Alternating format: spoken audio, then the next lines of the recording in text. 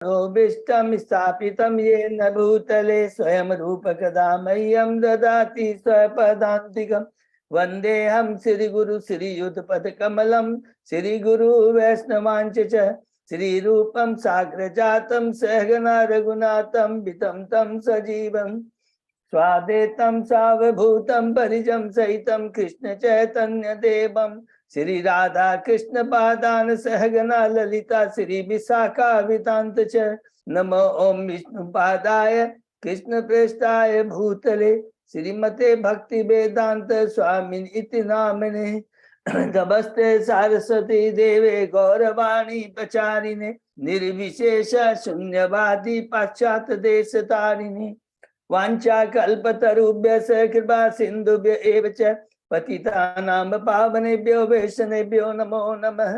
नमो महावदान्याय कृष्ण प्रेम पदायते कृष्णाय कृष्ण चैतन्य नामने गौरत्विषे नमः।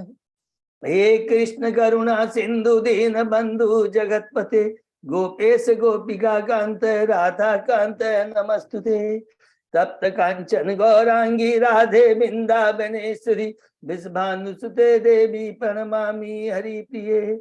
नीलांचल निवासाय नित्याय परमात्मने बलभद्र सुभद्रायां जगन्नाथाय ते नमः। जय श्री कृष्ण चैतन्य प्रभु नित्यानंद श्री अद्वैत गदाधर श्रीवासादि गौर भक्तबिंद मुखम करोति वाचालम पंगु लंघेगिं यत्कृपातमहं वन्दे श्री गुरु मदीनतारिणं परमानंद माधवम श्री चैतन्य ईश्वरं। हरे कृष्ण कृष्ण कृष्ण हरे हरे हरे राम राम राम हरे हरे। श्री श्री मंगलाचरण की जय, शिला प्रभुपाद की जय। हरे कृष्णा। आज के इस भागवतम चर्चा में अध्ययन में सभी भक्तों का हार्दिक स्वागत है। सभी भक्तों के चरणों में मेरा सादर दंडवत प्रणाम माता जी। भगवान श्री कृष्ण, राधा माधव, राधा गोविंद, गुरु आचार्य साधु, परम वैष्णव, परम भागवत की असीम कृपा हम सब भक्तों के ऊपर कि हम लोग सिर्फ भागवतम का आपस में मिलकर चर्चा कर पा रहे हैं। अभी हम लोग कैंटो 4 के 17वें अध्याय में है। महाराज पृथु का पृथ्वी पर कुपित होना, कितना इसमें बहुत बड़ी दिव्य शिक्षा है कि महाराज पृथु पृथ्वी पर को क्यों कुपित होते हैं। भगवान के जो आदेश हैं, भगवान ने हमें जो भी शक्ति दी है, मनुष्य जीवन दिया है, जो भी संपत्ति दी है, कुछ भी जो कुछ दिया है, उसका एकमात्र उद्देश्य होता है भगवान की सेवा में लगवाना।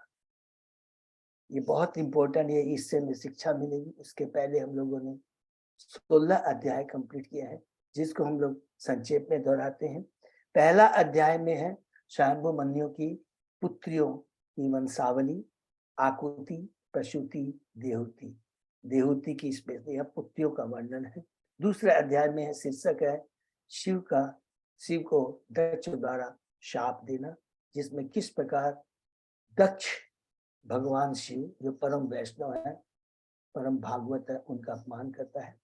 तीसरे अध्याय में हमने पढ़ा सती और शिव का संवाद, जिसमें सती दक्ष के यज्ञ में जाना चाहती है, लेकिन शिव मना करते हैं। एकमात्र कारण यही है कि वो जिसकी चेतना कलुषित हो चुकी है, वो कुछ भी कार्य करे न तो वो संपन्न होगा, और वहां जितने लोग कलुषित व्यक्ति के संसर्ग में, एसोसिएशन में, उनका भी कल्याण नहीं होगा। इसलिए तुम्हें नहीं जाना है, बहुत सिंपल। चौथे अध्याय में हमने पढ़ा माता सती का देह त्याग, जिसमें माता सती ऐसे गुरु के रूप में हम बद्ध जीवों को शिक्षा देती है कि परम वैष्णव का कभी भी अपमान नहीं होना चाहिए। इवन गुरु बोलता, भगवान भी बोलते हैं, तो भगवान हृदय से चाहते हैं वैष्णव का अपमान ना हो, उसको दंड मिले। शिव मना करते हैं, लेकिन सती जाती है अपनी इंद्री तृप्ति के लिए, नहीं मेरे पिता से मिलना, माता से मिलना नहीं, बहनों से बहुत दिन में मिले हुए नहीं। उद्देश्य एक है, परम उद्देश्य है क्या? जाकर बद्ध जीव को बताना कि परम वैष्णव के चरण में अपराध नहीं होना चाहिए। जाती है, भगवान के परम वैष्णव भक्त का गुणगान करती है और अपने पिता दक्ष को बताती है, तुम अपनी कलुषित चेतना से मनुष्य प्राप्त करते हुए तुम मृत के समान। और तुरंत वहां पर भगवान शिव का ध्यान करके देह को त्याग देती है। 5वें अध्याय में है दक्ष के यज्ञ का विध्वंस, कि किस प्रकार दक्ष का यज्ञ को भगवान शिव अपने जो उनके जो सहयोगी है, उनके जो अनुयायी हैं, वीरभद्र के माध्यम से उसे नष्ट करते हैं और दक्ष को गला काट करके उसी के यज्ञ में डाल देते हैं। 6वें अध्याय में है कि देवताओं ब्रह्मा जी द्वारा शिव को मनाना, जिसमें ब्रह्मा जी बताते हैं दिव्य शिक्षा, अगर परम वैष्णव के चरणों में अपराध होता है तो कोई कार्य संपन्न नहीं होता है और तुरंत जाकर के हमें शिव जी से क्षमा मांगनी चाहिए। उनको प्रसन्न करना बहुत जरूरी है, नहीं तो हमारी न भक्ति होगी, न मनुष्य योनि हमारा सार्थक होगा, पशु योनि मिलेगी, नरक में जाना पड़ेगा। ये बहुत इंपॉर्टेंट। जाते हैं और भगवान शिव को कहते हैं कि यज्ञ करना, यज्ञ को संपन्न करना बहुत जरूरी है हे शिव। और दूसरा, ब्राह्मण के हत्या नहीं होनी चाहिए, ये एक चीज बताते हैं। और देवताओं को क्या बात, दोनों को देखिए ब्रह्मा जी की कितनी उम्दा शिक्षा है। देवताओं को ले जाके पहले बोलते हैं कि वैष्णव के चरण में अपराध नहीं होना चाहिए, और शिवजों को भी बताते हैं कि जो वेदों के जो नियम है, वर्णाश्रम का जो नियम है, उसको भी हमको पालन करना है। बैलेंसिंग बहुत दरकार है। जब दोनों चीज साथ में रहेगी, सभ्य समाज, वैदिक नियमों का पालन और भगवान की भक्ति, दोनों का जब मिश्रण होगा, समन्वय होगा, तब हम अपनी भक्ति में सक्सेस होंगे। ये बहुत जरूरी। और उसके बाद में 7वें अध्याय में हम लोग प्रवेश करते हैं। दक्ष द्वारा यज्ञ को संपन्न होना, भगवान शिव कहते हैं, एक शिक्षा हम बद्ध जीवों को देते हैं। क्योंकि मैं तो सुख दुख मान अपमान से ऊपर हूं, ये बताते हैं, क्योंकि जो परम वैष्णव स्वरूप होता है मान अपमान से ऊपर होता है। मैंने दक्ष के अपराध को गंभीरता पूर्वक नहीं लिया, ये तो पहली बात है। दूसरा, मैंने उसको जब बद्ध किया है, उसकी जो कलुषित चेतना थी, आत्मा तो अमर, आत्मा तो कभी मरती नहीं है, उस शरीर को जो कलुषित हो चुका, उस चेतना को जो कलुषित हो चुकी है, उसको मैंने नष्ट किया है। कि उस कलुषित चेतना को लेकर जीवन यापन और अपराध करता जाएगा और जन्म मृत्यु के चक्कर में पड़ता चला जाएगा। और आपका आदेश है कि मुझे यज्ञ संपन्न करना है, बहुत जरूरी है। पृथु महाराज का भी हम पढ़ रहे हैं, एक ही कहते हैं यज्ञ संपन्न करना बहुत जरूरी है। और गीता के 30 अध्याय में भी हमने पढ़ा है, यज्ञ करने से वृष्टि होती है, वृष्टि से बहुत साइकिल है। भगवान का जो अरेंजमेंट है बहुत साइंटिफिक है, बहुत साइंटिफिक है। तो उस प्रकार कहते हैं कि यज्ञ संपन्न अवश्य होगा। जाते हैं यज्ञशाला में, यज्ञ संपन्न होता है और उसके बाद में भगवान विष्णु आकर करके एक शिक्षा देते हैं कि कभी वैष्णव के चरणों में अपराध नहीं होना चाहिए, और मेरे शक्ति द्वारा प्रत्येक ये जो देवता है, इनका भी उद्देश्य मेरे आदेश की ही पूर्ति करना है, इनसे मुझसे अभिन्न है। मुझसे अभिन्न क्यों है? एक रूपता क्या है? विचारों की है, उद्देश्य की है, कि मैं जो चाहता हूं, मेरे गुरु, मेरे जो अनुयायी हैं, मेरे जो तुम्हारे गुरु हैं, आचार्य हैं, उनका भी उद्देश्य जो मैं कहता हूं वही है। ब्रह्मा से लेकर के नारद, हम लोग पूरी जो परंपरा, उनका एक ही उद्देश्य प्रामाणिक होना चाहिए, है कि भगवान के आदेश का पालन करना चाहिए। और भगवान का आदेश है दिव्य बद्ध जीवों का कल्याण है। करके यज्ञ संपन्न होता है, भगवान विष्णु चले जाते हैं।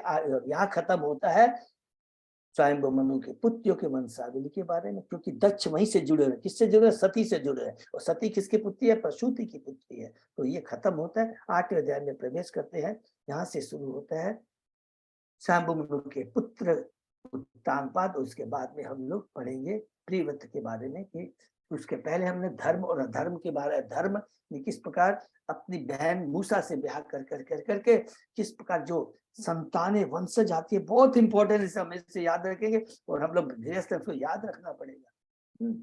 और अभी भी हमने पढ़ा है, देखिए कि अंग की पत्नी कौन है?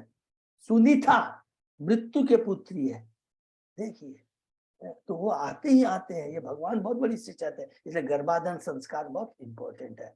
फिर हमने उत्तानपाद के बारे में पढ़ा कि किस प्रकार वो अपने पुत्र के प्रति अन्याय करता है, एक राजा के कर्तव्य को नहीं निभाता है।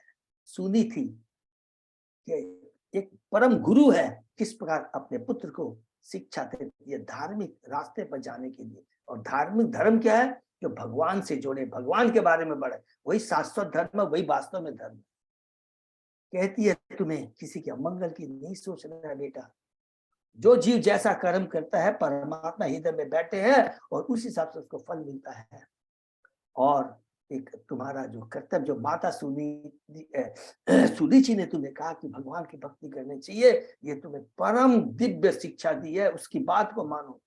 तुरंत ध्रुव महाराज निकल जाते हैं घर से। भगवान की कृपा से नारद जी अपने प्रतिनिधि को भेजते हैं और उनकी कृपा प्राप्त करके ध्रुव महाराज किस प्रकार हमने पढ़ा कि उसने भगवान को प्राप्त किया। और जब वो भगवान के इतनी दिव्य भक्ति में जाता, देवता तक घबरा जाते। 9वें अध्याय में प्रवेश करते हैं ध्रुव महाराज का घर लौटना। 8वां अध्याय का शीर्षक क्या था? ध्रुव महाराज का वन गमन, गृह छोड़ के और वन गमन। 9वां अध्याय का शीर्षक ध्रुव महाराज का घर लौटना। भगवान आते हैं, किस प्रकार ध्रुव महाराज भगवान को प्रणाम करता है, अपनी आंखों से जैसे भगवान को चूम रहा, हरि बोल। और भगवान को ग्लोरीफाई करना चाहता है। भगवान भक्त की इच्छा को समझ जाते हैं, केवल इच्छा हमको करना है, बाकी ability and facility Krishna provides. बहुत सुंदर है।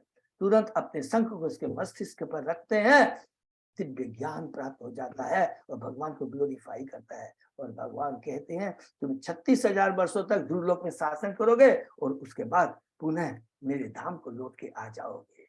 ध्रुव महाराज, भगवान चले जाते हैं, ध्रुव महाराज अपने महल को वापस आता है। लेकिन महल में आने के पहले एक गलानी उसके मन में रहती है और उस गलानी के माध्यम से एक दिव्य शिक्षा हमको मिलती है कि भगवान से वो चीज मांगना चाहिए जो और कोई ब्रह्मांड में नहीं दे सकता, इवन देवता तक नहीं दे सकते हैं, जन्म मृत्यु से छुटकारा।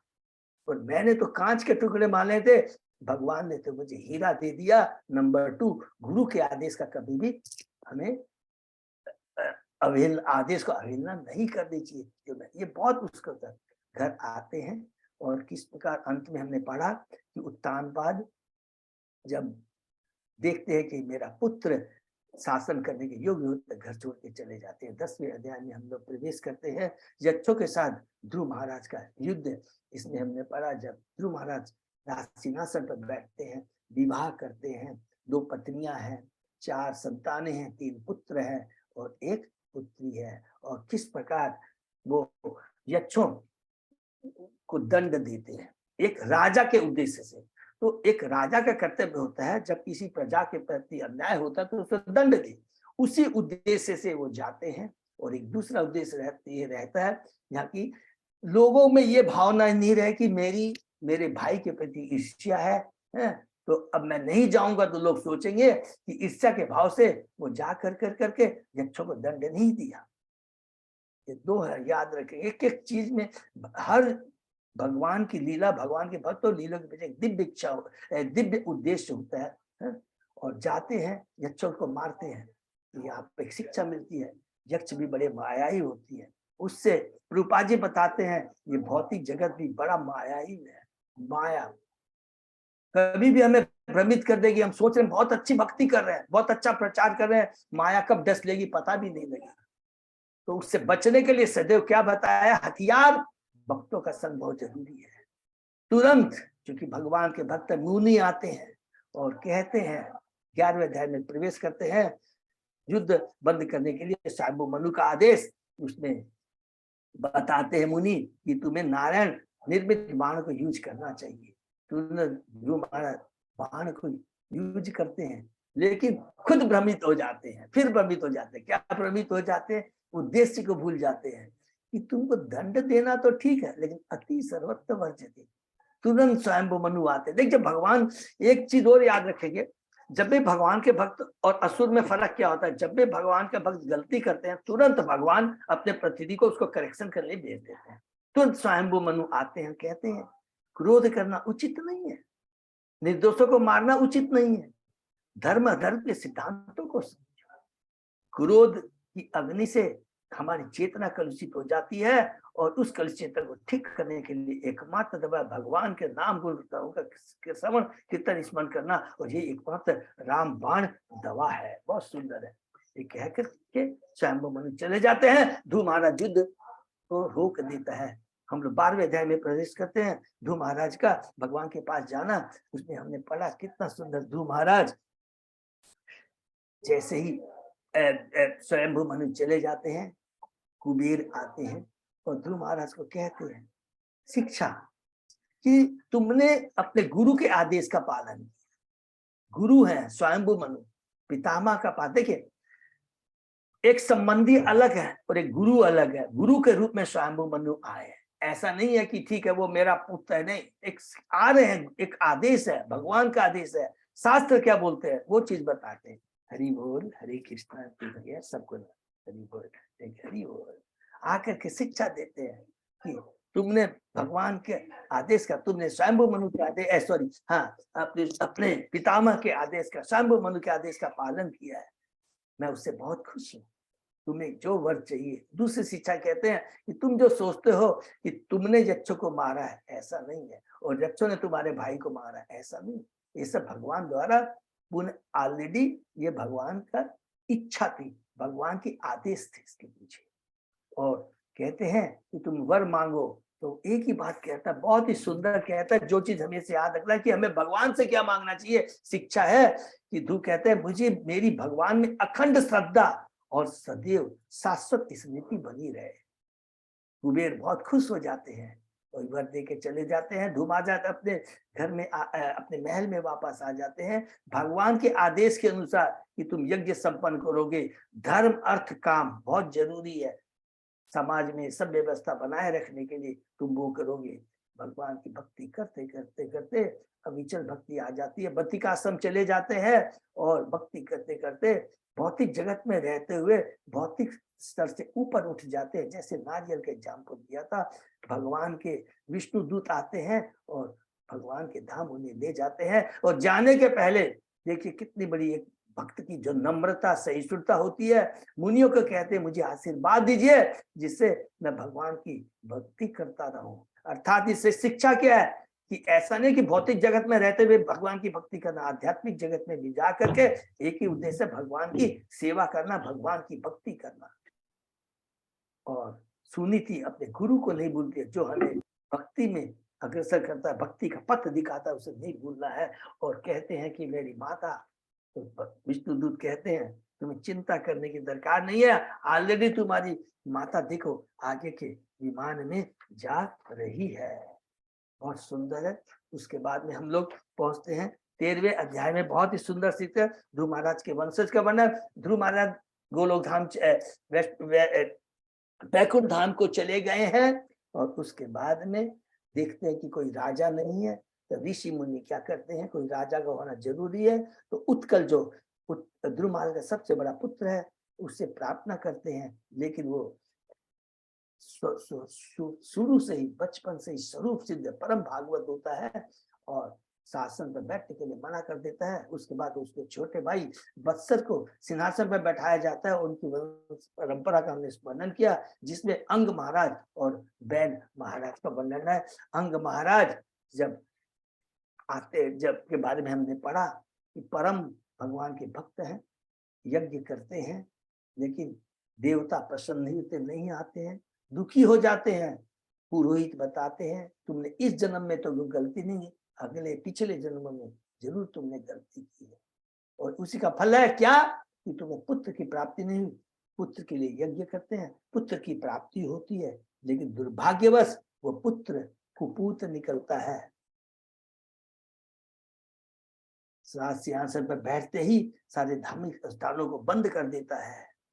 और देखिए वहां पर मुनि कितने, यहाँ पर एक शिक्षा है, ऐसा नहीं है राजा का होना बहुत जरूरी, और देख वो सोचते हैं कि हमने तो सांप को दूध पिलाया, लेकिन ऐसे नहीं, तुरंत पहले जाके समझाते हैं उसको, कि उसको समझाते हैं, भगवान के बारे में बताते हैं, वर्णाश्रम धर्म के बारे में बताते हैं, लेकिन वो नहीं समझता, असुरी चेतना है, उसमें कुपित हो जाते हैं और अपनी हुंकार से उसे मार देते हैं। लेकिन फिर कहते हैं कि राजा का होना तो बहुत जरूरी है, नहीं है। तो उसकी माता सुनी था, जो बैन के शव को प्रिजर्व करके रखती है, उसके जांघों का मंथन करते हैं, उसे एक निषाद उत्पन्न होता है जो सारी गंदगी को, कलुषिता को, तामसी विचारों को वो ले लेता है। इसलिए निषाद के बारे में प्रभुपाद जी डिटेल में बताते हैं, वो सदैव चोर चमारी गुंडागर्दी में ही व्यस्त रहती है। 15वें अध्याय में प्रवेश करते हैं, राजा पितु की उत्पत्ति और अभिषेक। इसमें हमने पढ़ा कि किस प्रकार ऋषि मुनि पुनः बैन के बाहों का मंथन करते हैं, एक कपल उत्पन्न होता है, पृथु और अर्ची, और किस प्रकार सारे देवता लोकवासी आ जाते हैं, उनका ग्लोरीफाई करते हैं। और यहाँ पर क्योंकि वो स्वयं भगवान है, लेकिन वो एक शिक्षा देते हैं कि किसका ग्लोरिफिकेशन होना चाहिए, भगवान और भगवान के भक्तों का ग्लोरिफिकेशन होना चाहिए, स्वनिर्मित भगवान का ग्लोरिफिकेशन नहीं होगा। अगर स्वनिर्मित असुरों का हम ग्लोरिफिकेशन करेंगे तो आप याद रखेंगे कि उससे हमारी चेतना और कलुषित होगी, मत समझिए कि हाँ और ज्यादा कलुषित होगी, और वो वास्तव में ग्लोरिफिकेशन नहीं, अपमान होता है। बहुत इंपॉर्टेंट। 16वें अध्याय में प्रवेश करते हैं, शीर्षक है बंदी जनों द्वारा पृथु महाराज की प्रशंसा। यहाँ पर हमने पढ़ा सुत मगध, ये जो प्रोफेशनल है बंदी जन है, ये प्रोफेशनल है, गायक है, भगवान के मना करने के बाद भी, पृथु महाराज के मरने के बाद भी ग्लोरिफिकेशन करते हैं। और तुरंत एक बात कहते हैं कि हम जो ग्लोरिफिकेशन कर रहे हैं ऐसे अंधाधुंध नहीं करें, गुरु के आदेश के अनुसार कह रहे हैं, शास्त्रों के अनुसार कर रहे हैं, ब्राह्मण ऋषियों के आदेश से ग्लोरिफिकेशन कर रहे हैं। खुश हो जाते हैं पृथु महाराज कि ये सही विधि है। और हमने पढ़ा कि किस प्रकार पृथु महाराज के गुणों का वर्णन होता है, बहुत सारे गुण हैं जिसको हम लोग डिटेल में किया है। वह राजा सूर्य के समान होगा, समान रूप से सब पर कृपा डालेगा, जैसे वृष्टि समान रूप से होती है, नागुरों से कर वसूल करेगा, लेकिन समय आने पर उसी कर को वो उनकी लाभ के लिए कर देगा। उसका जो कोष रहेगा, धन रहेगा, वो अज्ञात सुकृत माने सीक्रेट रहेगा। राजा सदैव अग्नि के समान रहेगा और उसके शत्रु उसके पास तक नहीं आएंगे। और उसके बाद बहुत इंपॉर्टेंट बात कहते हैं, अपने पुत्र को और अपने शत्रु के पुत्र को समान भाव से देगा। राजा समस्त जीवधारियों को अपने समान प्रिय मानेगा। हरि बोल।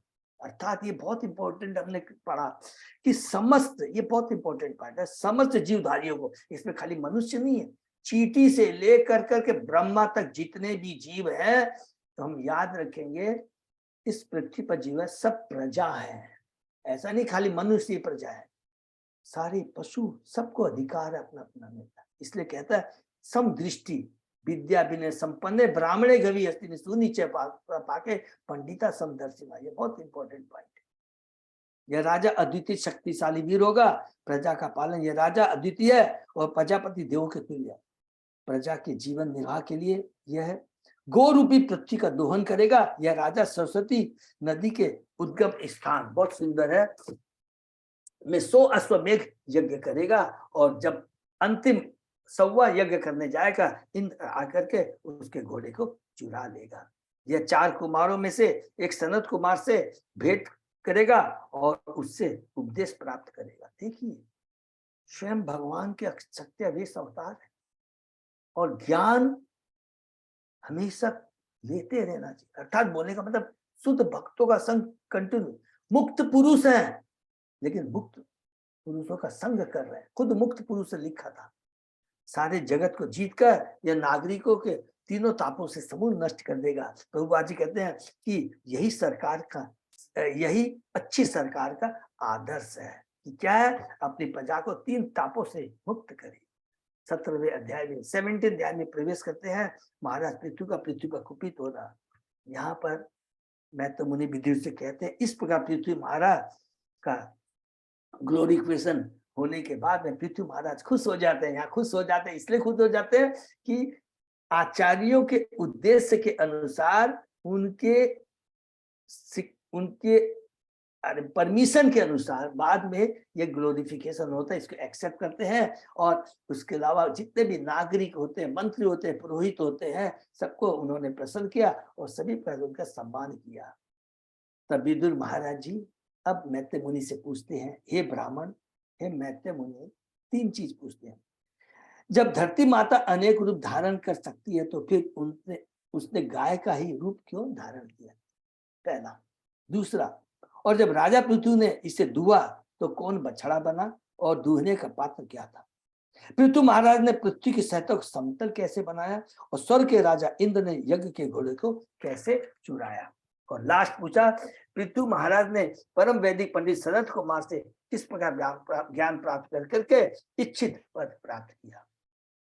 यहाँ पर प्रभुपाद जी बहुत इंपॉर्टेंट लास्ट में बताते हैं, तात्पर्य के माध्यम से लोगों को व्यर्थ ही संप्रदाय से ज्ञान प्राप्त नहीं करना चाहिए। हमेशा प्रामाणिक संप्रदाय होना चाहिए, प्रामाणिक गुरु से ज्ञान प्राप्त करना चाहिए। जैसा पृथु महाराज ने सनत कुमार को गुरु रूप में स्वीकार किया। जो कौन है सनत कुमार? सबको मालूम है, ब्रह्मा जी के पुत्र हैं। याद है ना, जो हम लोगों ने पढ़ा था 3रे अध्याय में। तो यहाँ तक पढ़ा, उसके आगे हम लोग आज पढ़ते हैं। ओम नमो भगवते वासुदेवाय, ओम नमो भगवते वासुदेवाय, ओम नमो भगवते वासुदेवाय। नारायण नमस्कृत्य नरं चैव नरोत्तमं देवी सरस्वती व्यासं ततो जयं उदीरये। नष्टप्रायेषु अभद्रेषु नित्यं भागवत सेवया भगवती उत्तम श्लोके भक्ति भवति नैष्ठिकी। कृष्णाय वासुदेवाय देवकी नंदनाय च नंद गोप कुमाराय गोविंदाय नमो नमः। आराधयो भगवान ब्रजेश तनय ततधाम वृंदावनम रमया काचित् उपासना व्रजवधूवर्गेण कल्पिता। श्रीमद्भागवतं प्रमाणम् अमलं प्रेमापुमर्थो महान्। श्री चैतन्य महाप्रभो मतम् इदं तत् आदरो न पर। हरे कृष्ण कृष्ण कृष्ण हरे हरे, हरे राम राम राम हरे हरे। कैंटो 4 अध्याय 17 श्लोक नंबर 6 से प्रभु 6। थैंक यू सो मच प्रभु। यत् च अन्यत् अपि कृष्णस्य भवान् भगवत प्रभो श्रव सुश्रव पुण्यम पूर्वदेह कथाश्रयम भक्ताय में अनुरूपताय तव च अदुक्ष जस्य च वक्तुम अर्हसि यो अद्रुह्यत वैन्य रूपेण गामिमाम। पृथु महाराज भगवान कृष्ण की शक्तियों की शक्तिवेश अवतार थे। फलतः उनके कार्यों से संबंधित कोई भी कथा सुनने में सुहावनी लगती है, हरि बोल, और कल्याणकारी होती है। 2 वर्ड इसमें लिखा देखिए, एक सुहावनी होती है और कल्याणकारी होती है। तो भगवान और भगवान की भक्तों की कथा सुनने से चेतना, कलुषित चेतना मिटती है, शुद्धिकरण होता है, दिव्य आनंद की अनुभूति होती है। और भक्तों के बारे में सुनने से, भौतिक चीजें के बारे में डिस्कशन करने से, प्रजल्प करने से क्या होता है? हमारी चेतना कलुषित होती है। मैं तो आपका तथा अध्यक्ष भगवान का भी भक्त हूं, अतः आप उन राजा पृथु की सभी कथाएं सुनाए जिन्होंने राजा बेन के पुत्र के रूप में गो रूप धरती का दोहन किया। कौन पूछ रहे हैं? विदुर जी पूछ रहे हैं मैत्रेय मुनि से। भगवान कृष्ण को अवतारी भी कहा जाता है, जिससे समस्त अवतार और अवतारी सबको मालूम है ना। अवतारी मीन्स जो सारे अवतार के स्रोत हैं। ईश्वर परम कृष्ण सद्यदान अनादि आदि गोविंद सर्व कारण कारण। भगवत गीता में 10वें अध्याय के 8वें में भगवान कृष्ण कहते हैं, अहम सर्वस्व प्रभु मत सर्व प्रवर्ते। मैं समस्त आध्यात्मिक भौतिक जगतों का उद्गम हूँ, हर वस्तु मुझी से उद्भूत है। इस प्रकार भगवान कृष्ण प्रत्येक प्राणी की उत्पत्ति के मूल है। हरि बोल। जहां तक इस भौतिक जगत का प्रश्न है, ब्रह्मा विष्णु तथा शिव ये सभी श्री कृष्ण से ही उत्पन्न है। श्री कृष्ण के ये तीनों अवतार गुणावतार कहलाते हैं। यह भौतिक जगत तीनों गुणों द्वारा संचालित है और ब्रह्मा विष्णु तथा शिव क्रम से रजो सतो तथा तमो गुण का भार संभालते हैं। महाराज पृथु भी भगवान कृष्ण के उन गुणों के अवतार है जिनसे बद्ध जी के ऊपर शासन किया जाता है। भगवान के कृपा शक्ति है पृथु महाराज है, कृपा शक्ति पालस्वरी पालन शक्ति है, पालन शक्ति। पालन कैसे किया जाता है, राजर्षि का कर्तव्य क्या होता है, ये शिक्षा देते हैं। इस श्लोक में आगत अधोक्ष का अर्थ है भौतिक इंद्रियों के बोध से परे, माने वो भगवान जिनको हम अपनी भौतिक इंद्रियों से नहीं समझ सकते, उनका नाम है अधोक्ष। सिर्फ भगवान को चिंतन द्वारा नहीं देखा जा सकता, हरि बोल। अपने ज्ञान से, अपने चिंतन से हम भगवान को नहीं समझते। अतः अल्प ज्ञानी तो श्री भगवान को समझ ही नहीं सकता, हरि बोल। और अल्प ज्ञानी तो भगवान को समझ ही नहीं सकता है, हरि बोल। क्योंकि अपनी भौतिक इंद्रियों के सारे मनुष्य ईश्वर का निर्गुण रूप ही निर्मित कर सकता है, इसलिए भगवान अधोक्ष कहलाते हैं। सुतवाच चोजितो विदुरेणेव वासुदेव कथां प्रति प्रश्य तम प्रीतमना मैत्रेय प्रत्यभाषित है। सुत गोस्वामी ने कहा कि जब विदुर को भगवान कृष्ण के विविध अवतारों के कारण पर सुनने की प्रेरणा प्राप्त हुई तो मैत्रेय ने विदुर की प्रशंसा की, क्योंकि वे सब उनसे प्रोत्साहित और अत्यधिक प्रसन्न थे। तब मैत्रेय ने इस प्रकार का बहुत सुंदर शिक्षा है कि भगवान का भक्त गुरु चाहता है भक्त उससे भगवान और भगवान के भक्तों के बारे में ही खाली सुने। कृष्ण कथा की चर्चा आध्यात्मिक रूप से इतनी प्रेरणाप्रद होती है कि वक्ता तथा श्रोता कभी नहीं थकते, हरि बोल। ये देखिए आध्यात्मिक शक्ति का प्रभाव। एक एक चीज को हम लोग डिस्कस करते हैं कि जब हम भगवान के रूप गुणों का श्रवण कीर्तन स्मरण करेंगे, एकदम पक्की बात है कि कभी भी हम नहीं थकेंगे। परीक्षित महाराज को हमने देखा, वो राजा जब शिकार करने जाता है तो मुनि के गले में सांप डाल देता है। किस लिए? उसको प्यास लगी हुई है और राजा मुनि ने उससे पानी के लिए नहीं पूछा। लेकिन वही परीक्षित महाराज 7 दिनों तक बिना कुछ खाए भगवान के बारे में सुनता है। ये है भक्ति की शक्ति। आध्यात्मिक वार्ताओं की यही प्रकृति है। हमने स्वयं देखा कि मनुष्य विदुर तथा व्यक्ति की वार्ताओं को सुनते कभी नहीं, अघाता नहीं, थकता नहीं। दोनों ही भक्त है और विदुर जितना ही पूछते हैं मैत्रेय बोलने के लिए उतनी प्रेरणा प्राप्त करते हैं, क्योंकि भगवान का कीर्तन स्मरण सुनने में, श्रवण करने से दिव्य शक्ति प्राप्त होती है, दिव्य शक्ति प्राप्त होती है, दिव्य आनंद का अनुभव होता है। आध्यात्मिक चर्चा का लक्षण ही है कि कोई थकान का अनुभव नहीं करता। इस प्रकार विदुर के प्रश्नों से महर्षि मैत्रेय कुंठित नहीं अपितु विस्तार से बताने के लिए प्रोत्साहित हुए, हरि बोल। मैत्रेय वाच यदा अभिषिक्त पृथु अंग विप्रे आमंत्रितो जनताया च पाल प्रजा निरन्ने चिति पृष्ठ एत्य क्षुत छाम देहा पतिम अव्यवोचन। मैत्रेय ने कहा, हे विदुर, जब ब्राह्मणों तथा ऋषियों ने राजा पृथु को गद्दी पर बिठा दिया तथा उन्हें नागरिकों का रक्षक घोषित कर दिया तो अन्न का अभाव हो गया। नागरिक भूख के मारे सूख कर काटा हो गए।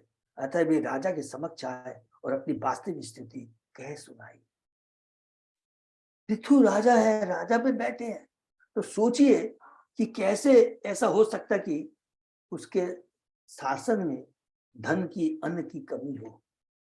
ये बहुत बड़ी प्रश्न है और इसका हम अब आगे पढ़े, इसका कारण क्या है। यहाँ पर ब्राह्मणों द्वारा राजा के चुनाव के संबंध में सूचना दी गई है। वर्णाश्रम पद्धति के साथ ब्राह्मणों को समाज का प्रधान माना जाता है, उन्हें सर्वोच्च सामाजिक स्थान प्राप्त है। वर्णाश्रम धर्म अत्यंत वैज्ञानिक ढंग से बनाया गया है, जिसमें 4 वर्ण तथा 4 आश्रम है।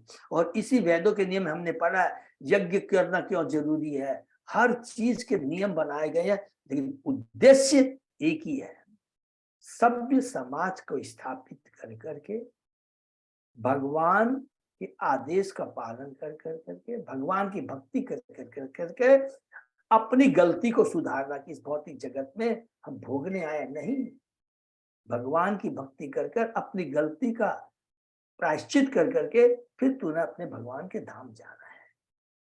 तो ये बहुत जरूरी है। वर्णाश्रम अत्यंत वैज्ञानिक ढंग से बनाया गया है, जिनमें 4 वर्ण तथा 4 आश्रम है। जैसा कि भगवद गीता में कहा है, वर्णाश्रम धर्म मानव कृत नहीं है, चातुर्मण्य मया सिस्टम।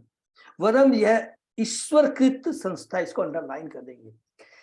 वरन यह ईश्वर की संस्था है। इस कथात्मक में यह स्पष्ट सूचित हुआ कि ब्राह्मण ही राज सत्ता को नियंत्रित करते थे, क्योंकि ब्राह्मण भगवान के मुख होते हैं, मस्तिष्क होते हैं, क्षत्रिय भुजाएं होती है, शूद्र पेट होता है, और वैश्य और शूद्र पांव होते हैं।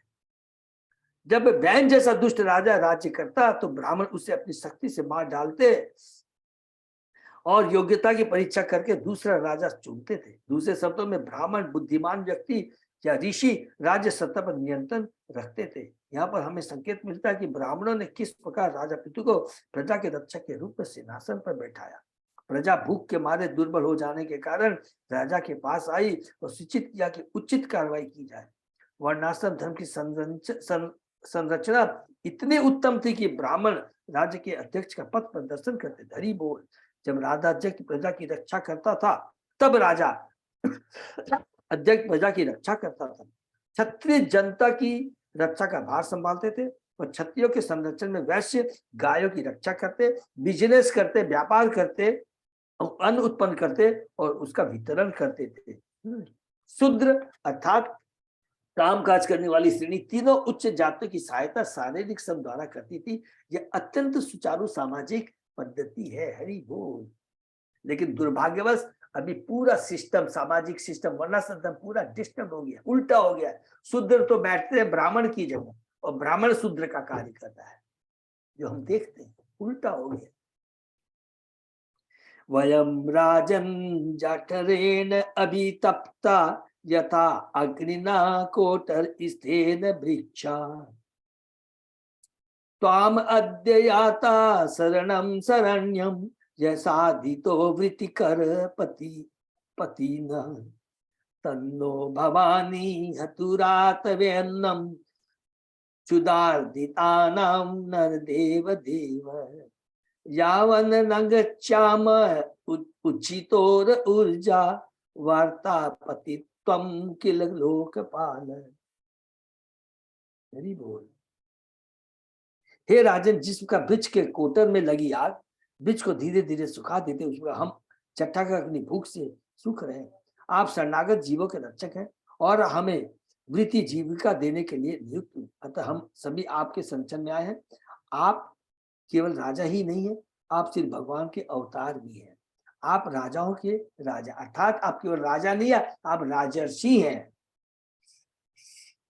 आप हमें सभी प्रकार की जीविकाएं प्रदान कर सकते हैं क्योंकि आप हमारी जीविका के स्वामी हैं। अतः ये राजेश्वर उचित अन्न वितरण द्वारा हमारी भूख को शांत करने की व्यवस्था कीजिए। आप हमारी रक्षा करें जिससे हम अन्न के अभाव से मरे नहीं। राजा का यह कर्तव्य है कि सामाजिक अवस्था में राज्य का हर एक व्यक्ति ब्राह्मण, क्षत्रिय व शूद्र कार्यरत हो। जिस प्रकार ब्राह्मणों का यह कर्तव्य है कि वे राजा चुने, उसी प्रकार राजा का कर्तव्य है कि वह देखे कि चारों वर्ण के लोग अपने अपने व्यवसाय में रत हैं। यहाँ पर यह इंगित किया गया कि यद्यपि लोग अपना कर्तव्य निभाते थे किंतु तो भी बेरोजगारी थी। आलसी न होते भी अपनी भूख बुझाने के लिए पर्याप्त उत्पादन नहीं कर पा रहे थे। जब लोग इस प्रकार चिंतित हो तो उन्हें चाहिए कि शासन अध्यक्ष के पास पहुंचे और राजा या अध्यक्ष को चाहिए कि लोगों के दुख का शमन करने के लिए तत्काल उपाय करे। ये प्रभुपाद जी बताते हैं कि सामाजिक नियम एक एक वर्ण का क्या कर्तव्य है। मैत्रे वाच पितु प्रजानाम करुणम निशम्य परिदेवितम दीर्घम दद्यो कुरु श्रेष्ठ निमितम शो अनवपद्यत। नागरिकों के इस विलाप को सुनकर तथा उनकी दयनीय स्थिति को देखकर राजा ने दीर्घ काल तक इस विषय पर विचार किया कि क्या वह मूलभूत कारणों को खोज सकता है। हरि बोल। देखिए राजा कितना इंटेलिजेंट होता है, वो देखिए कितना इंटेलिजेंट, जानता है कि मेरी तरफ से कोई गलती नहीं। राज्य में सारी व्यवस्था है, चोर उचके तो एकदम दूर दूर तक दिखाई नहीं देते हैं। तो अब इसका कारण क्या है कि ये क्या इस तरह की सिचुएशन उत्पन्न हुई। इति व्यवस्थितो बुद्ध्या प्रगृहीत सराशन संददे विशिखम भूमि कुद्द त्रिपुर हा यथा। ऐसा निश्चित करके राजा ने अपना धनुष बाण उठाया और उन्हें पृथ्वी की ओर उसी प्रकार लक्षित किया जिस प्रकार शिव जी क्रोध से सारे जगत का विनाश कर देते। तुरंत समझ जाता है राजा कि ये अन्न पृथ्वी क्यों नहीं उपजा रही है। राजा पृथ्वी को अनुभव का कारण ज्ञात हो गया था। उन्हें पता चल गया था कि इसमें नागरिक को दोष नहीं था, क्योंकि वे अपना कार्य करने में आलसी न थे, अपितु पृथ्वी पर्याप्त अन्न उत्पन्न नहीं कर रही थी। इससे सूचित होता है कि यदि उचित व्यवस्था हो जाए तो पृथ्वी प्रचुर उत्पन्न कर सकती है, किंतु कभी कभी विभिन्न कारणों से पृथ्वी अनुत्पादन नहीं भी कर सकती। यह मत कि जनसंख्या में वृद्धि के कारण अनाभाव है, ये इसको बहुत इंपॉर्टेंट पॉइंट है, प्लीज इसको लिख लेंगे बहुत, कि कभी ऐसा नहीं सोचना कि जनसंख्या बढ़ गई है और अन्नों की कमी पड़ रही है। नो नो नो, हमने ईशोपनिषद में पढ़ा ईशावास इदम सर्व जगतीय जगत्याम जगत, उसमें लिखा है कि सब कुछ भगवान का है। और जब भगवान इस जगत में, इस भौतिक जगत में जितने भी 84 लाख योनि की बात कीजिए भेजते हैं, चींटी से लेकर ब्रह्मा तक की व्यवस्था करते हैं खाने की। ये तो हम बद्ध जीव है जो कि अपनी अति लालसा के चलते जो इक्वल जो डिस्ट्रीब्यूशन, उसको इक्वल जो डिस्ट्रीब्यूशन होता of the assets and property, उसको हम लोग डिस्टर्ब कर देते हैं। यह मत की जनसंख्या में वृद्धि का अनुभव है संतोषजनक नहीं है। ऐसे अनेक कारण है जिसे पृथ्वी प्रचुर उत्पादन कर सकती है या उसे बंद कर सकती है। आज पृथ्वी ने सही कारणों का पता लगाकर तुरंत ही आवश्यक कदम उठाए। प्रवेपमाना धरिणी साम्य उदायुधम च तम गो सती अपाद्रवत भित्ता मृगयु द्रुता। जब पृथ्वी ने देखा कि राजा पृथ्वी से मारने के लिए धनुष बाण धारण कर रहे हैं तो वह भय के मारे कांपने लगी। उसके बाद वह उसी प्रकार भागी जिस प्रकार शिकारी द्वारा पीछा किए जाने पर हिरनी तेजी से भागती है। राजा के भय से पृथ्वी ने गाय का रूप धारण कर लिया और भागने लगी।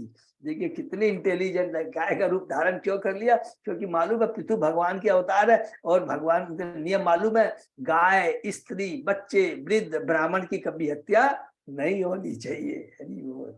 जिस प्रकार माता की कोख से बालक तथा बालिका उत्पन्न होती है, उसी प्रकार धरती की कुची से विभिन्न रूपों में सभी प्रकार की जीवात्मा उत्पन्न होती है। इस पर पृथ्वी अनंत रूप धारण कर सकती है। इस बार पृथ्वी के क्रोध से बचने के लिए पृथ्वी ने गाय का रूप धारण किया। क्योंकि गाय अवध्य है, अतः पृथ्वी ने ठीक ही समझा कि पृथ्वी के तीरों से बचने के लिए गाय का रूप धारण किया जाए, किंतु पृथ्वी इस रहस्य को समझ गए, अतः उन्होंने गोरूप पृथ्वी का पीछा करना नहीं छोड़ा। हरि बोल। ताम अन्वधावत तत्वैन्य कुपितो अति अरुणे क्षण सरम धनुषी संधाय यत्र यत्र पलायते। यह देख महाराज पृथ्वी अत्यंत क्रुद्ध हुए और उनकी आंखें प्रातःकालीन सूर्य की भांति लाल लाल हो गई। अपने धनुष पर बाण चढ़ाए वे जहां था गोरु पृथ्वी, जहां गोरु पृथ्वी दौड़कर जाती वही वही उनका पीछा करते रहे। साधिशो विदिशो देवी रोदसी चांतरम तयो धावन्ति तत्र तत्रेनम ददसानु उद्यत आयुधम। गोरु पृथ्वी स्वर्ग तथा पृथ्वी के बीच अंतरिक्ष में इधर उधर दौड़ने लगी और जहां भी वह जाती राजा अपना धनुष बाण लिए उसका पीछा करते रहे।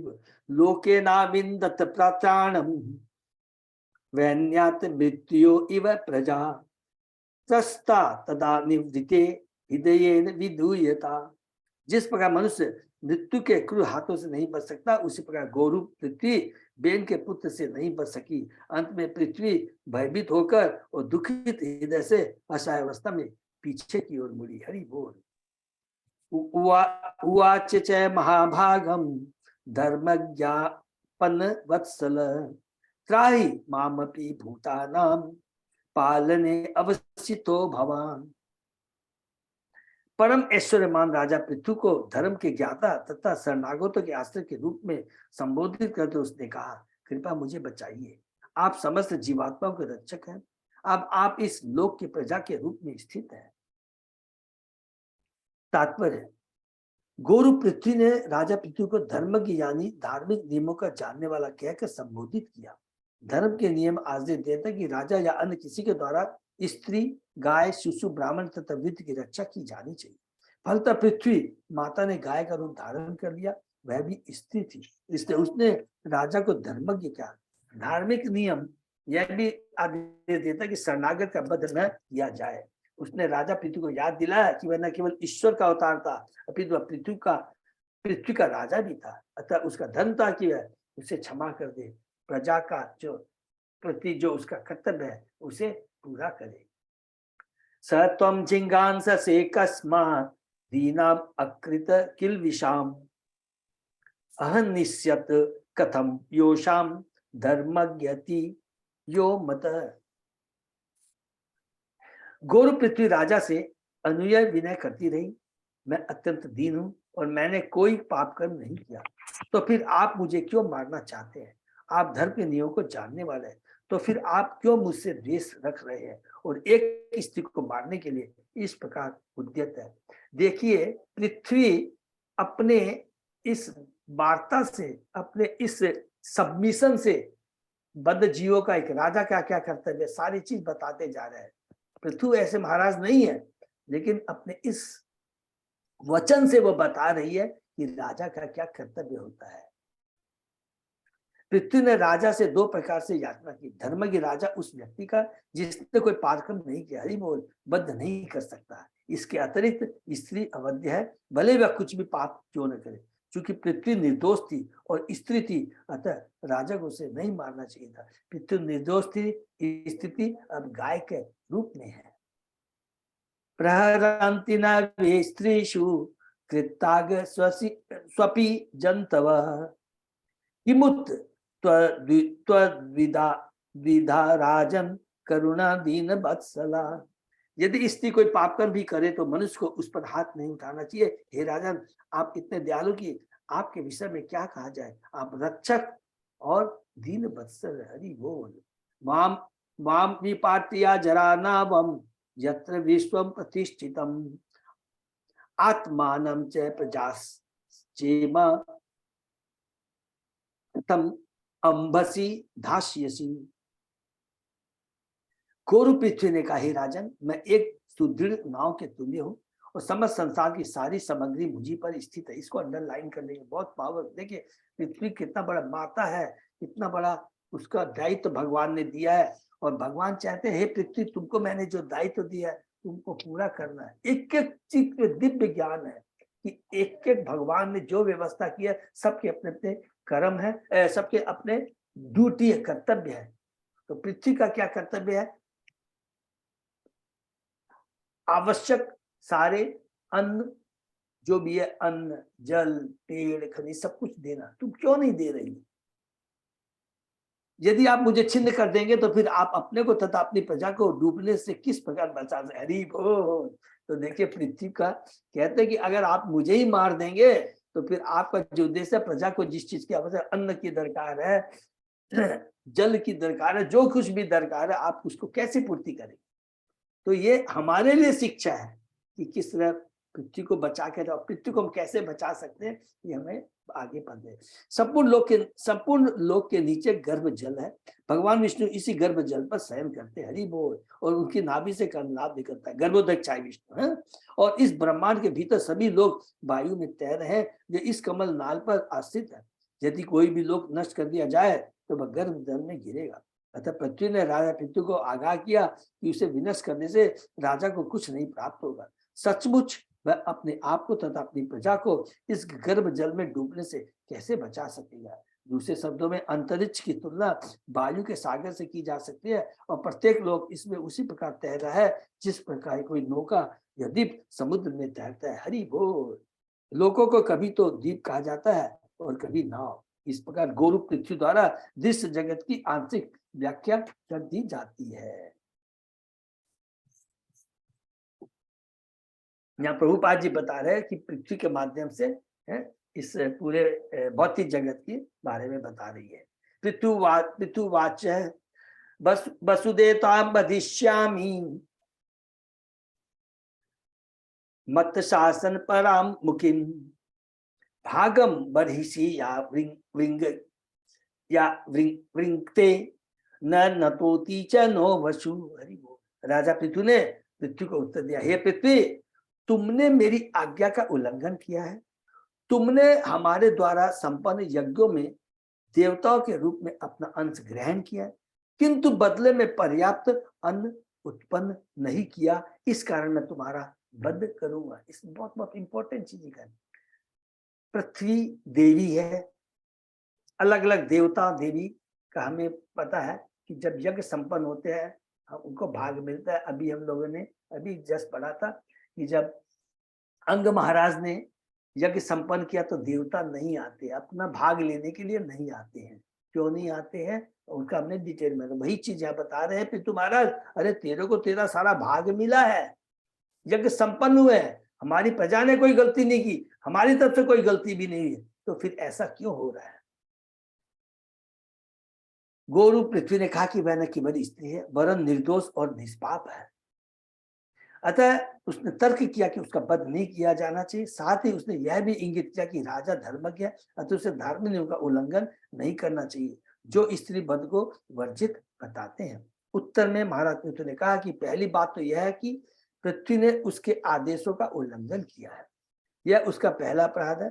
दूसरे यह कि वह अपना यज्ञ भाग ग्रहण करती रही है, किंतु बदले में उसने पर्याप्त अन्न उत्पन्न नहीं किया। ये देवताओं का कर्तव्य है। देवताओं का कर्तव्य क्या है, यज्ञ होता है, अपना भाग मिलता है, उसके बाद में इंद्र का अपना कर्तव्य है, वरुण का अपना कर्तव्य है, सूर्य भगवान का अलग कर्तव्य है, चंद्र देवता का सबका अपना अपना अलग कर्तव्य। क्या है कि इस भौतिक जो जो चीज की दरकार है, पर्याप्त रोशनी देना, चंद्रमा है, सब्जियों को वो उससे सब्जियां क्या होती है माने फलती है, उसमें जो मिठास आती है, पुष्टि होती है। हरि बोल है। तो ये सब अलग अलग देवताओं के कर्तव्य हैं। यस्वम जगदी अनुदीनम नैव दोगदी ओधसम पय तस्याम ही दुष्ट्याम दंडो नाथ न शस्यते। हरि बोल। यद्यपि तुम नित्य ही हरी घास चरती हो, किंतु तुम हमारे उपयोग के लिए अपने थन को दूध से भरती नहीं हो, क्योंकि तुम जानबूझकर अपराध कर रही हो, तो तुम्हारे द्वारा गाय का रूप धारण करने के कारण तुम्हें दंड देना अनुचित नहीं कहा जा सकता। यहाँ देखिए बहुत क्लियर बात कह रहे हैं कि तुम जो सोचती हो कि मैंने अपना गाय का रूप धारण कर लिया है, तो ऐसा मत सोचना कि तुम्हें दंड नहीं मिलेगा। गाय चारागाह की हरी हरी घास चरती है और अपने थन को दूध से भरती है।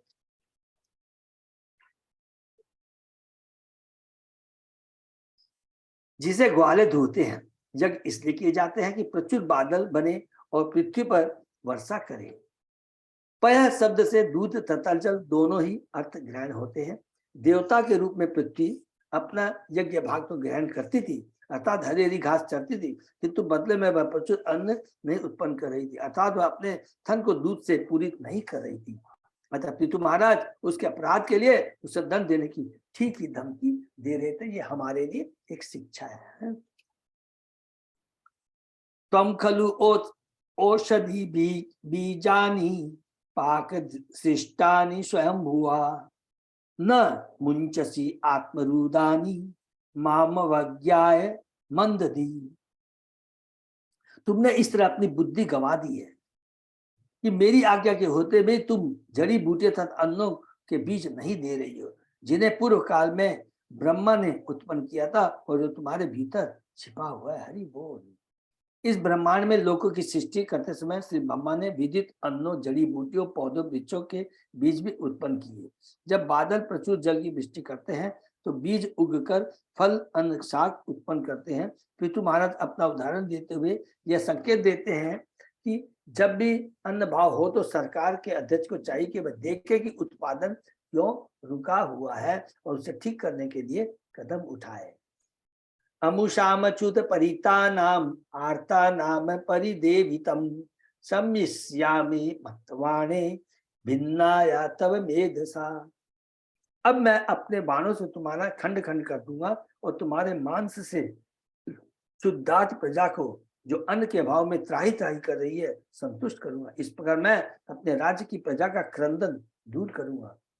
जहां पर हमें थोड़ा संकेत मिलता है कि सरकार किस प्रकार गोमांस खाने की व्यवस्था करे।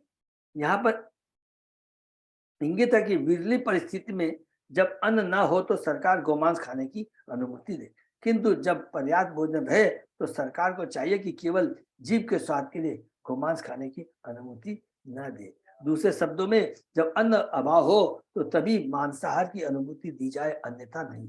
सरकार को जीभ की तुष्टि के लिए बूचर खानों को बनाए रखना और वृथाई पशुओं के वध की स्वीकृति देना उचित नहीं। जैसा कि पिछले श्लोक में वर्णन हुआ है, गायों तथा अन्य पशुओं को खाने के लिए पर्याप्त घास दी जानी चाहिए। यदि पर्याप्त घास देने पर गाय दूध नहीं देती और भोजन का नितान अभाव रहे तो सूखी दूध न देने वाली गायों को भूखी जनता के भरण के लिए मार देना चाहिए। आवश्यकता के नियमानुसार पहले तो मानव समाज को अन्न तथा शाक उपजाने का यत्न करना चाहिए, किंतु यदि उसमें असफल रहे तो फिर मांसाहार करना चाहिए, अन्यथा नहीं। आजकल मानव समाज की जैसी संरचना है उसमें सारे संसाधन पर्याप्त अनुपादन होता है, अतः बूचर खानों के खोले जाने का अनुमोदन नहीं किया जा सकता। कुछ राष्ट्रों के पास इतना अतिरिक्त अन्न रहता है कि उसे समुद्र में फेंक दिया जाता है और कभी भी सरकार अधिक अन्न उपजाने पर रोक लगा देती है। कहने का तात्पर्य यह कि पृथ्वी समूची जनसंख्या के उदर पोषण के लिए पर्याप्त अन्न उत्पन्न करती है, किंतु अन्न का वितरण व्यापार पर प्रतिबंध तथा काम लाभ उठाने की इच्छा से आर्टिफिशियल स्केर्सिटी क्रिएट करना इच्छा से सीमित रहता है। फलतः कहीं अन्न का भाव रहता है तो कहीं अधिकता है। यदि सारी पृथ्वी में अन्न वितरण की व्यवस्था के लिए एक ही सरकार हो तो अभाव का प्रश्न न उठे, बूचर खाने की आवश्यकता ही नहीं पड़े और अधिक जनसंख्या के झूठे सिद्धांत प्रस्तुत करने की आवश्यकता ही न रहे। हरि बोल। तो यही पर हम लोग विराम देते हैं। इतना सुंदर इसमें है कि एक एक चीज में प्रभुपाद जी ने हम लोगों को ये बता दिया है, और इसको ये लास्ट श्लोक को पढ़ने से सबको याद आ रहा है ना कि हम लोगों ने कैंटो 3 में पढ़ा था ना कि जब भक्तियों की महिमा में हम लोगों ने पढ़ा था कि 84 लाख योनियां होती हैं और सबकी चेतना अलग अलग होती है, सभी के प्रति सम्मान होना चाहिए, लेकिन चेतना के अनुसार उसके संग में व्यवहार होना चाहिए। चेतना के अनुसार पढ़ा था, एक बहुत सुंदर प्रभुपाद ने कहा था कि ऐसा नहीं अगर ये सभी आत्मा भगवान की आत्मा सबसे प्यार करने जाके आप शेर को गले लगाए, बोला था ना, तो ये शेर खा जाएगा कि उसकी चेतना वैसी है। तो चेतना के साथ व्यवहार करना चाहिए। मनुष्य की सबसे उत्तम चेतना है, 1 मिनट खाली है, सबकी मनुष्य के साथ। तो मनुष्य की चेतना, ब्राह्मण को बचा के रखना, मनुष्य को बचा, एक सब बहुत नहीं। क्यों? मनुष्य अपनी चेतना से लोअर चेतना वालों को यह बता सकता है कि जीवन का लक्ष्य क्या है। जानवरों को तो मालूम नहीं है, मनुष्य को मालूम है, उसकी चेतना विकसित होती है, वो मालूम होता है। तो इसलिए क्या है, उस डेवलप्ड चेतना वाले जीव को बचाने के लिए लोअर चेतना वाले जीव को अगर दरकार पड़े तो उसका वध किया जा सकता है। ये इसके पीछे लॉजिक है, अन्यथा नहीं। सबको क्लियर है ना ये चीज? इसलिए कभी भी इसकी मिसअंडरस्टैंडिंग, जैसे प्रभुपाद जी बहुत क्लियर है, बहुत अच्छे से समझा। हरे कृष्णा। तो यहीं पर हम लोग विराम देते हैं और यहाँ पर बहुत ही सुंदर डिटेल में पृथ्वी महाराज की लीला के माध्यम से बहुत सारी सुंदर शिक्षाएं, स्पेशली इस मनुष्य के लिए क्या क्या शिक्षाएं हैं, बहुत सुंदर वर्णन यहाँ पर हुआ है और आगे हम लोग इसको कंटिन्यू करेंगे। हरे कृष्णा। किसी का कोई प्रश्न? तो हम लोग यहीं पर विराम देते हैं, ठीक है ना?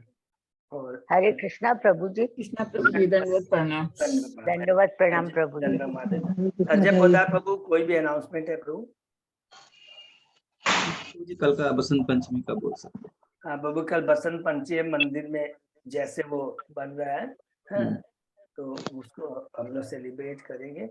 और उसके बाद में 3 तारीख का प्रोग्राम सबको मालूम है, 12 तारीख का बहुत इम्पोर्टेंट है, सबको मालूम है, महाराज आएंगे हैं। तो जैसे मीनू माता जी ने कहा था, तो अनफॉर्चुनेटली आज भी सतीश प्रभु ने कहा आज का और समय लेंगे, तो वेन्यू टाइम सब कुछ मैं पोस्ट कर दूंगा, ठीक है? Sorry for delay. प्रभु जी कल का क्या कितने बजे का कल प्रोग्राम है? वो अजय पोदार प्रभु कल प्रोग्राम माता जी ऐसा है कि बसंत पंचमी का वो भगवान के श्रृंगार वगैरह होते हैं और आप दर्शन करने जा सकते हैं। हरि बोल। तो मैंने आपको दर्शन करने जाना है। हाँ, और शाम को कीर्तन प्रोग्राम रहेगा ऐसे 4:30 बजे से। अच्छा अच्छा। और थोड़ा क्षमा चाहता हूँ, कल और परसों दोनों दिन क्लास नहीं होगी, तो दोनों दिन थोड़ा सेवा है। परसों मंदिर में भागवतम के लिए बुलाया गया है, वहाँ पे सेवा में रहूंगा। कल और परसों 2 दिन हम लोग सीधा मंडे क्लास होगी, ठीक है ना अजय प्रभु?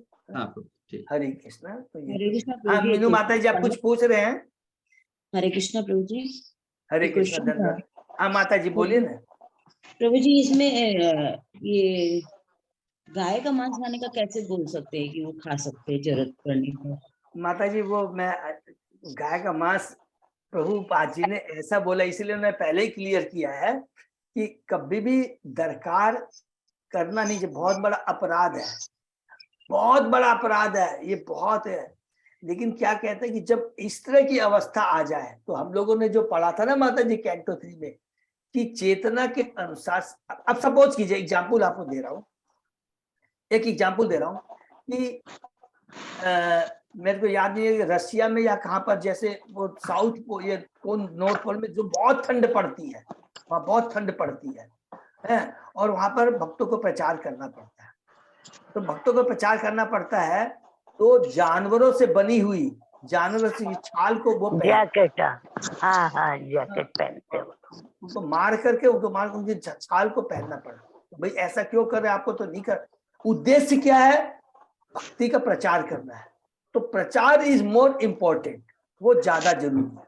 कई बार है आप, इसलिए हम लोग कई बार कहते हैं कि हम लोग प्रचार करने के लिए अगर आप जाते हैं, कई बार आपको भोजन नहीं मिलता है, सपोज नहीं मिला, आप बोले अरे नहीं लिखा हुआ है कि हमें ये मांसाहार नहीं करना चाहिए, ये नहीं करना चाहिए, तो उस समय हम कर सकते हैं।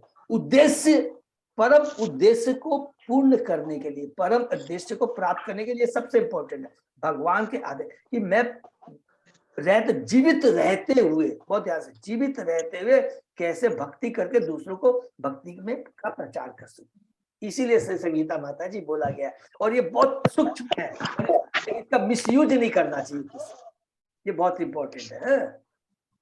तो कुछ बहुत इंपॉर्टेंट है ये चीज है, इसको ये माने इतना प्रैक्टिकल है प्रभुपाद जी का ये जो तात्पर्य है ना, तो इसमें कोई भी क्वेश्चन माने इसको काट नहीं सकता है। दिव्य लक्ष्य को प्राप्त करने के लिए, भगवान का जो होता है उसको पालन करने के लिए कुछ भी करना पड़े तो कर सकते हैं।